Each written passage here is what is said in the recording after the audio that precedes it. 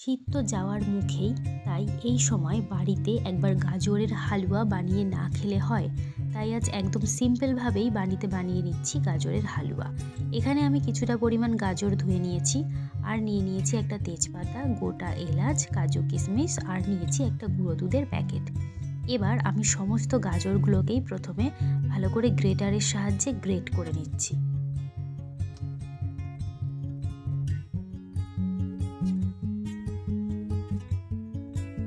সমস্ত গাজরগুলোকেই আমার গ্রেট করা হয়ে গেছে। আর আমি নিয়েছি কিছুটা পরিমাণ চিনি।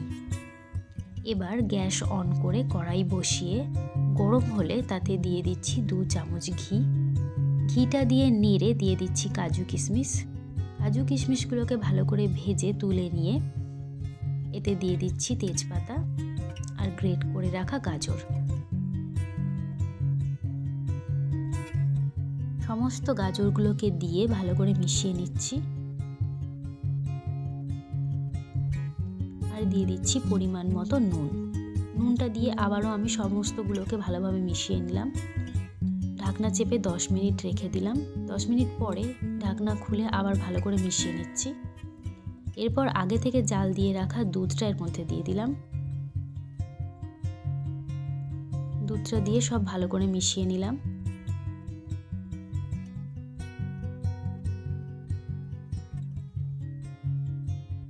আবারও ঢাকনা দিয়ে 10 মিনিট হতে দেব।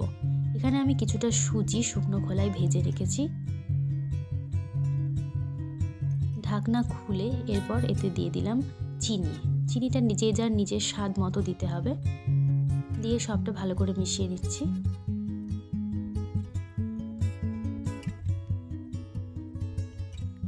এরপর এতে দিয়ে দিলাম এলাচ গুঁড়ো,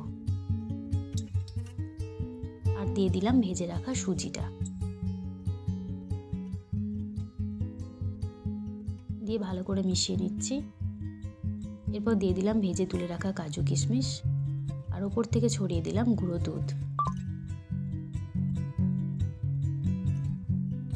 কিছুক্ষণ ভালো করে মিশিয়ে নিলাম।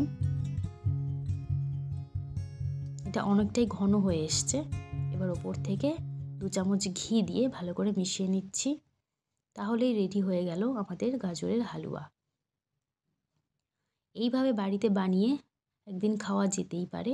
স্বাদ কিন্তু দোকানের তুলনায় কোনো অংশে কম নয়।